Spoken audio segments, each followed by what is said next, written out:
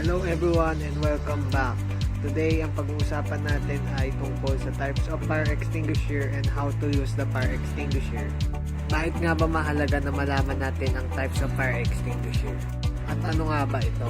Pag-usapan natin nakaraan ang classifications of fire. Bawat isa sa classifications of fire ay merong katumbas na type of fire extinguisher na pwede lamang gamitin. Sa Class A, ang ordinary combustibles katulad ng wood, paper at cloth.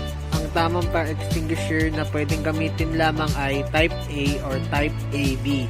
Sa Class B naman ang flammable liquids tulad ng gasoline, paints, oils at grease. Type AB, Type BC or Type ABC lamang ang pwedeng gamitin.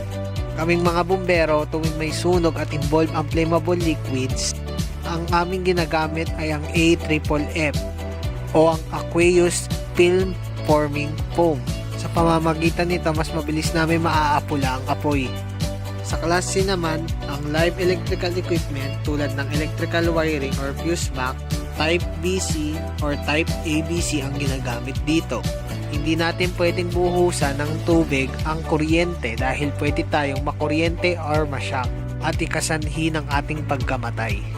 Sa Class D naman or ang combustible metal tulad ng mga metals, aluminum, magnesium at iba pa, bucket of sand ang ginagamit.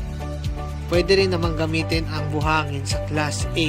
Sa Class K naman o ang commercial cooking equipment tulad ng commercial cooking oil appliance, ang type na fire extinguisher na ginagamit dito ay wet chemical. Ngayon naman, pag-uusapan natin kung paano gamitin ang fire extinguisher. Lagi lamang tandaan ang 4 na letra na ito or ang word na pass. P, pull the pin. A, aim at the base of the fire. S, squeeze the lever. And another S, sweep side to side. Diba ang bilis nating tandaan? Pass, pull the pin, aim at the base of the fire.